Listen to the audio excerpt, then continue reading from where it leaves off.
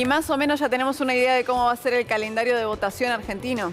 Sí, Valen, bueno, hay varias provincias que ya anunciaron que desdoblan las elecciones. ¿Esto qué quiere decir? Que van a adelantar las elecciones locales, es decir, las elecciones para legisladores provinciales. Te vamos a contar quiénes empiezan a votar. Primero, bueno, la provincia de Santa Fe, el 13 de abril va a ir a votar en las elecciones primarias y además Santa Fe va a hacer una reforma constitucional, así que ahí va a elegir a los que van a integrar la constituyente para esa reforma.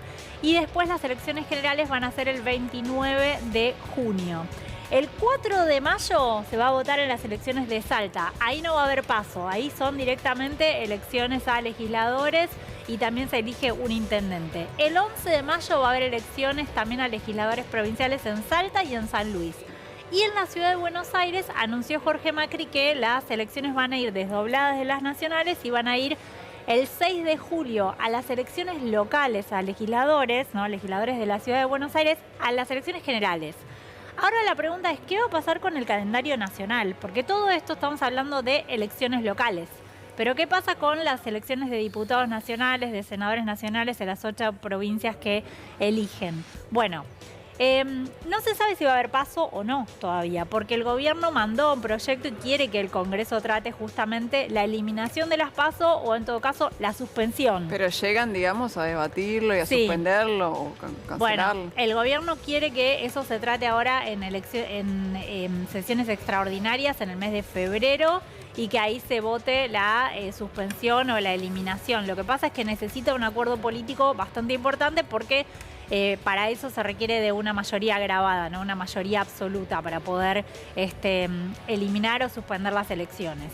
En ese caso, si se suspenden las elecciones nacionales, las PASO, las primarias nacionales que habitualmente vamos a votar en agosto, ¿recuerdan todos? Porque es un lío, la verdad, ¿no? Para que la gente se ubique. Siempre vamos en agosto a votar en las PASO y después en octubre las generales. Bien. Bueno, si se suspenden las elecciones PASO de agosto, vamos a ir directamente a votar en las generales de octubre. Bien. Pero después hay que ver dónde vivís vos para ver cuándo te toca ir a votar en las elecciones locales. Esto es decir, la Ciudad de Buenos Aires también mandó una ley para un proyecto para eliminar las PASO de la Ciudad de Buenos Aires. Y hay que ver qué pasa en la provincia de Buenos Aires, porque las elecciones de la provincia de Buenos Aires están atadas por ley a las de la nación. Me reperdí. Es un lío.